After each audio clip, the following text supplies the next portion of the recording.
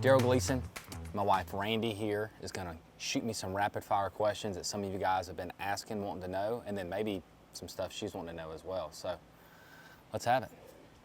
All right. What inspired you to become a professional fisherman? So many people know my story. I got out of college, ended up teaching junior high, married Randy, and began our life. And at the same time, I started fishing in club tournaments, team tournaments, things like that. And something about the competition just fueled me. I love fishing. I absolutely love going fishing, but I love fishing tournaments. And I don't know, biggest goal I can remember when I started out was the old Rodney Dangerfield, R-E-S-P-E-C-T. Did I spell it right? Respect. That was like the first goal for me, was to get the respect of the dudes you're fishing against. And it took a long time to where I think that happened for me. You know, like I was dead money a lot of times when I showed up to the tournaments, but I was there to learn and get better. And I think that's what really got me going, was struggling through those beginning years and trying to learn this and fight through it and, you know, move up the rungs on the ladder, so to say. So just the competition of it's what I love. Okay, so you fished a lot as a kid, pond fished. How old are you when you got your first bass boat?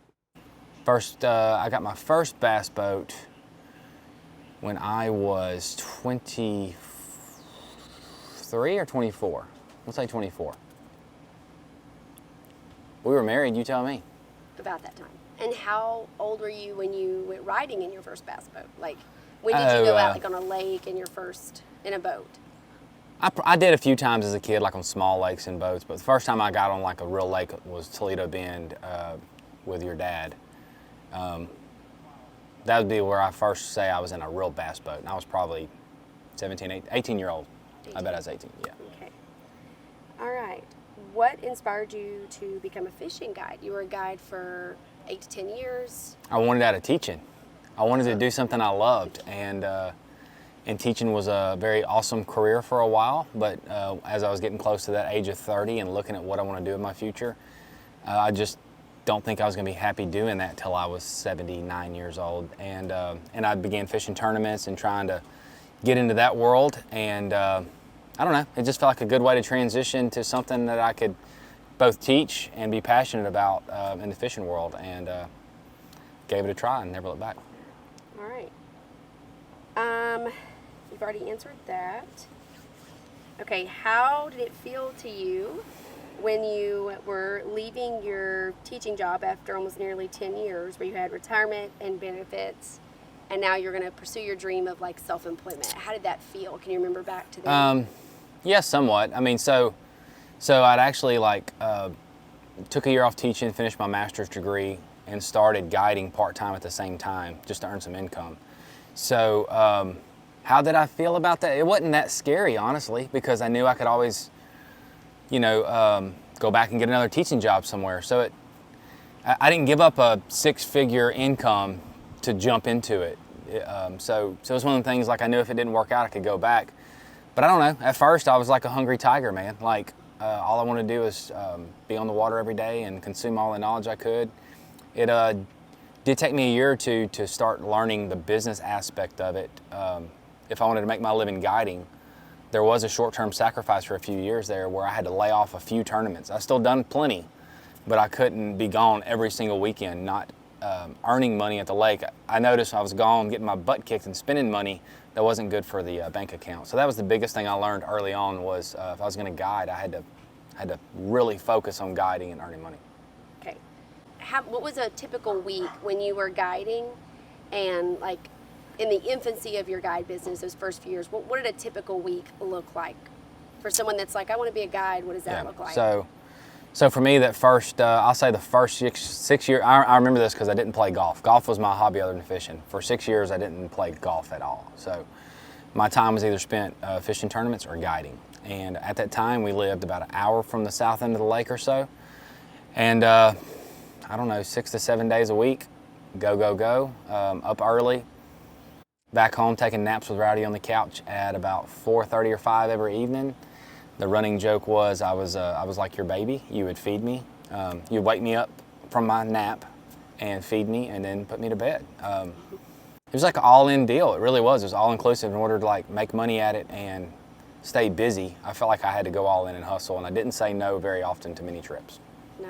And then the other thing too that I think you left out, you may have forgotten, is like you fielded all your phone calls at that time. Like Yes. you wanted it to be you who answered the phone and you Yeah, who they so- booked their trip with. So at nighttime you usually spent. Yeah, your that's just another evenings. business thing I learned. A lot of people for bass fishing trips, it wasn't like calling and saying, hey, just me and a buddy going fishing. It wasn't always that simple. Sometimes it was someone wanting to learn something specific, or they were wanting to target large fish or just numbers or whatever it was. So, but I felt early on for me to connect with my customers. That way when they got in the boat with me on game day, I knew what I was getting and they knew what they were getting.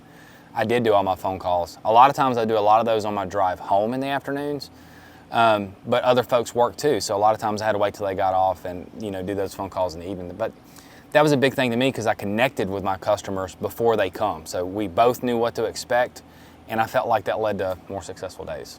What is one of your most memorable experiences as a guide? Those are always hard because there's so many of them. So many of them. I would say the guys that used to come with me on a night fishing every summer, they'd hire me a couple times each month in the summer. Their whole goal is to target giants. It's all they wanted to do, and summertime night fishing is a great time to do that. So it's kind of two memories into one. Two of the guys caught a 10-pounder with me, 1 year apart to the same date, within 30 minutes of each other, year apart. And you think at 1:32 in the morning you're tired, and someone gets a 10-pounder in the boat and the adrenaline flowing and all that. But to see how hard those guys worked toward their goal is to catch giants at night. It's what they wanted to do. And that meant some nights we didn't get many bites. I mean, a lot of nights we didn't get many bites. But that was special. It's cool to see someone reach their goal. Awesome. So you had a guide business for 8 to 10 years before you qualified for the pro circuit. Yep. And during those years while you were building your business, how did you qualify? Like which way did you qualify for it? Like, So I tell us more about qualified, that process. through what is now the Toyota Series. I believe it was a Costa Series. I think they took the top 15 that year or something. I probably finished right in 15th, if I remember right. It was real close. In 19, that's when I qualified. And in 19 is also when I won the Open on Toledo Bend. It qualified me for the Classic. So 19 was a very busy, exciting year for us. But yeah, I had been looking at that point for 2-3 years there, trying to step up and trying to qualify. So it was a big deal to qualify and get my first opportunity to go fish at the time, the FLW Pro Circuit. A lot of fun. And then when did you qualify? When did you move from the FLW Pro Circuit So to that would be in business? 20. In COVID year, that was my first year on the Pro Circuit. I fished the Central Opens, which I've fished for years. I think this was my 10th year in 20. And so my rookie year on the FLW Pro Circuit is the same year that I got 2 top 10s in the Opens and qualified for the Elite Series. Awesome. Okay. What was the biggest learning curve during that period? Like if somebody is looking to do that, to cross over to qualify for a professional tour, what was the biggest learning curve? Man, the biggest thing for me, because I fished for years, but I haven't traveled nationally enough at different times of the year. The biggest thing for me is it's honestly the fishing, learning the lakes, and how to be very efficient with your limited 3-day practice. It is amazing how quickly 3 days will go by. So that's the biggest thing for me, is just learning as much as I can about all the lakes and techniques and learning how to be efficient with my time. The whole goal is to be ready for day one, have a clue where you're going to get bit. And a couple tournaments there the last few years, I didn't know where that was going to happen. So that was a big learning curve for me, was efficiency on new water. Mm-hmm. What do you feel is the hardest part, the most challenging part, or something you wish people understood about professional fishing? Something, and we try to talk about it some and share a little bit, but you never want to be negative. But so this is my 3rd year on the Elite Series. My first 2 years did not go wonderful. We were up and down, very inconsistent. And so far this year through 4 events, we've had some good events. But the flip side of that is seeing some guys who are awesome fishermen having rough years. I think it just goes unlooked sometimes because so much attention is paid to those catching them. is how hard this truly is for most of us. There's a 1% that can like just show up and go fishing and kick our butts every day. But for most of us, this is like every day is a fight for your career, for your job. And seeing how topsy-turvy it can be amongst the anglers, to me, it gives me more respect for the guys that can hang out here for a long time. What brings you the most joy? Not losing. I hate losing. Competing. Okay, competing well. Okay, what would you want to say to those that are watching on YouTube? The biggest thing would be thank you. Thank you for following along with us and keeping up with us. And I hope in some ways what we're getting to show you, I mean, I hope there's instances where we get to teach you something to help you go catch some fish and enjoy the lake, but I also just want people to be inspired to chase whatever it is you're dreaming for. And those of you that have the same dream as me, I just want you to see the real side of it all. I want you to see what it's really like, because I want you to be as prepared as you can as you take the journey. How do you respond, or how do you handle like negative comments or negative YouTube comments or social media stuff? Okay, so they occur to everybody. I'm pretty lucky. I don't have to deal with a lot, I'll say that. But depends on the mood you're in, I guess, or where you're at in life. Last couple years were not great for us. And so there was a few, and you could tell they're like internet crazy people. Like they don't have a username or anything, but just a few like made very personal, hateful comments at a time when I was pretty low, and it kind of hurt. But in the end, you mostly just don't pay attention to that stuff. And if you're so ingrained in what you're trying to do, you don't pay a lot of attention, but most of it just makes you stronger, is what it is. People, this is a sport where anybody can take their shot. And so anyone that has taken their shot, whether they made it out here or whether they were successful or whether or not they're still trying, I think most of them would understand it's too hard, and none of us are better than anybody else. So, but that's just part of life. In the social media world, sometimes you deal with that stuff. For the most part, doesn't bother us. I hope all their moms serve their meatloaf cold for the rest of their life. Okay. You have a young person, high school, college, whatever, saying like, hey, I want to go be a pro fisherman. Mm-hmm. What's your first piece of advice? Like, what's your greatest tip to them? It used to be finish college, because we all feel, like I feel it's a strong point that I have a college degree, because it does give you a backup plan if you needed it in the future. But the biggest thing is fish as many tournaments as you can, work your way through the ranks. For some folks, that's high school, then college, and then the Opens or the Toyota Series, whatever it may be. For me, it was club tournaments, team tournaments. You just got to pick your poison. But the biggest thing, it's not. People say time on the water. It's not just time on the water, because if you're in high school or college, you're probably on the water every day. It's quality time on the water during competitions, when you're in the heat of the moment, that builds you, because those little instances where the whole weight of the world is on you, and you have to block all that out and somehow catch a bass. That's what you need a lot of experience in. Okay, financial advice. What financial tip you would give a young person? Because obviously things aren't free. No. So what's a financial piece of advice? A popular saying amongst the fishermen is, if you want to be a millionaire fisherman, you need to start off with $10 million. It's just highly expensive. Our bass boats are expensive, trucks, all of our tackle, the whole thing's expensive. And a misconception I think out there that I think sometimes maybe the industry is guilty of pouring into is helping lead people to think that if you have a dream, people's going to pay for it. It's not the case. So a sponsor is not sponsoring you to donate that and help you live your dream. A lot of times they are trying to help you out and things like that, but they expect things in return. So just get your financial stuff right. For me, fishing locally and kind of regionally for years and guiding allowed me to begin some sponsor relationships and show what I could do, and it helped me learn how to do a better job of working for them through the years.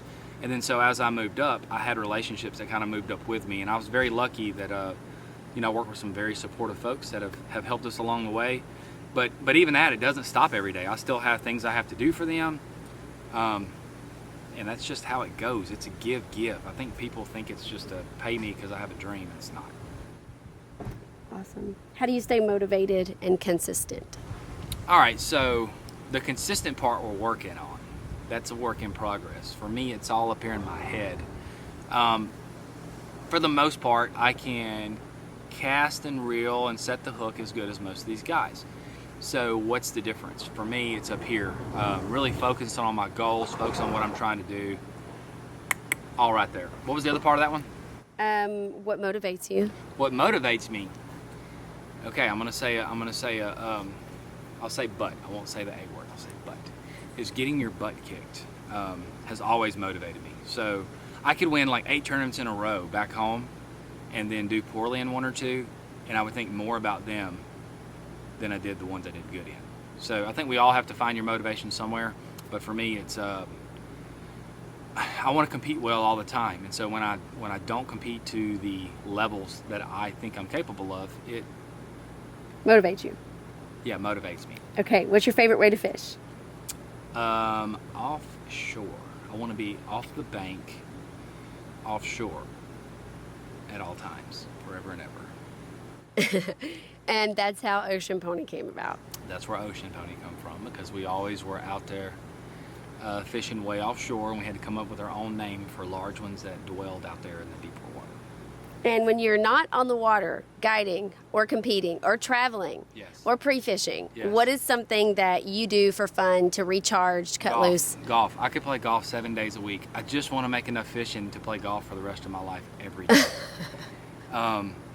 Golf, and it's not just playing golf, it's golf and the time I get to spend with friends. I have like several groups of friends I love to play with, and that's my time away from fishing. We don't even really talk about fishing that much, to be honest, so it's pretty cool. I have a really cool odd group of guys. Odd?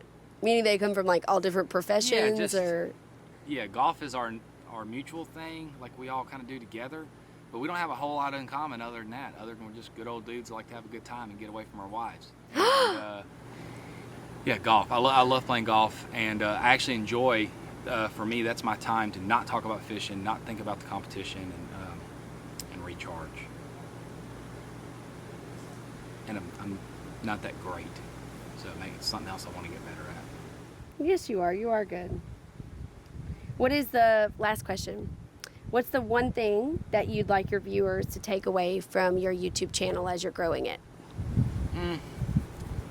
Well, just the real side of what we're doing. I think that's the biggest thing. Is there's a lot of things that goes on in the fishing world that's just not. It's just not out there, and I don't know why guys are scared to put it out there. Like, especially when you go through some struggles and things like that. It's part of this game. So the biggest thing for me is the real side, the good. Like when I do good, we celebrate. We're pumped, and a lot of it, to me, like sometimes it comes off like people like don't show all the emotional side of it. I want you to see everything that goes into it. All of our travel stuff is fun, just all of it, the whole thing. Like for where we're at in life, I just want to share it with people because I want. Maybe there's someone out there that has the dream and looks at it and says, if he can do it, I can do it. So maybe you'll do it better than me.